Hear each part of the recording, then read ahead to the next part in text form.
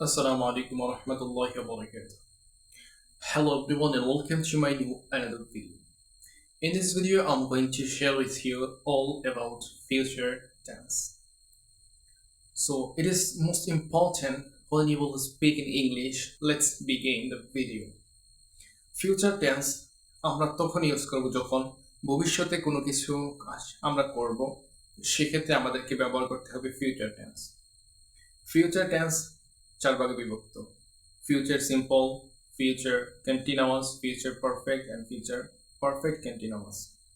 So চলুন শুরু করা যাক। প্রথমে আমরা ফিউচার সিম্পল টেন্স নিয়ে জানব। ফিউচার সিম্পল টেন্স আমরা তখনই ইউজ করব যখন ভবিষ্যতে কোনো কিছু আমরা করব, তো সেক্ষেত্রে আমরা ব্যবহার করব ফিউচার সিম্পল টেন্স। যার স্ট্রাকচার হচ্ছে সাবজেক্ট প্লাস উইল প্লাস ভার্বের বেস ফর্ম।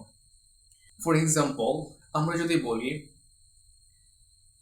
যেমন আমি ক্রিকেট খেলবো, I will play cricket. আমি ক্রিকেট খেলবো। এখন আমরা যদি বলি যখন কোনো কিছু ভবিষ্যতে চলমান থাকবে, সেক্ষেত্রে আমরা যখন কথা বলবো তো সেক্ষেত্রে আমাদেরকে ইউজ করতে হবে ফিউচার কন্টিনিউয়াস ফর্ম, যেটা ভবিষ্যতে চলমান থাকবে। ফিউচার কন্টিনিউয়াস ফর্মের স্ট্রাকচার হচ্ছে subject plus will be plus ভার্বের কন্টিনিউয়াস ফর্ম প্লাস অথবা ভার্ব প্লাস আইএনজি ফর্ম, যেটাই বলেন। এখানে বলে রাখা ভালো যে ফিউচার টেন্সের ক্ষেত্রে উইল অথবা শ্যাল দুইটার কোনো একটি ব্যবহার করলেই হয়ে যাবে। আমি ক্রিকেট খেলতে থাকবো, দ্যাটস মিন এটা ভবিষ্যতে একটা চলমান ঘটনা।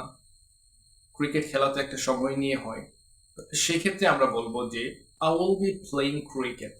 আমি ক্রিকেট খেলতে থাকবো, I will be playing cricket. এবার চলুন আমরা ফিউচার পারফেক্ট টেন্স নিয়ে কথা বলি। ফিউচার পারফেক্ট টেন্স আমরা তখনই ইউজ করব যখন ভবিষ্যতে কোনো একটা ঘটনা ঘটে শেষ হয়ে যাবে। ভবিষ্যতে কোনো একটা ঘটনা যেটা সমাপ্তি হয়ে যাবে, সেক্ষেত্রে আমরা ফিউচার পারফেক্ট টেন্সটাকে ইউজ করব। যে আমরা ক্রিকেট খেলে থাকবো, সাধারণত থাকবো আসলে এই বিষয়টা আসলে বলা হয় না বললেই চলে। যে এরকম কথা ইংলিশ বলেন বাংলায় বলেন কোথাও 90% ক্ষেত্রে, 95% ক্ষেত্রে ব্যবহার হয় না, যদিও ভুলবশত যদি কোথাও দুই একবার হয়ে থাকে আর কি। যাই হোক, দ্য স্কেডিং।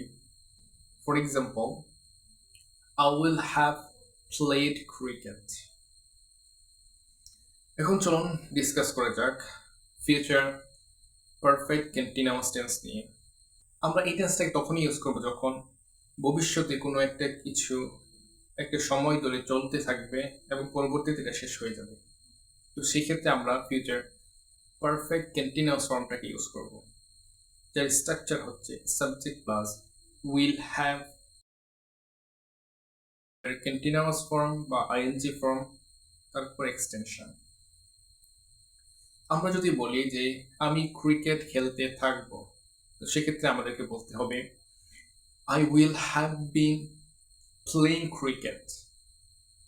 যদি বলি একটা সময় ধরে, নির্দিষ্ট একটা সময় ধরে, যেমন হোয়াটএভার ধরেন সকাল থেকে খেলতে থাকবো, আমি সকাল থেকে ক্রিকেট খেলতে থাকবো, তাহলে আমাদেরকে বলতে হবে I will have been playing cricket since morning.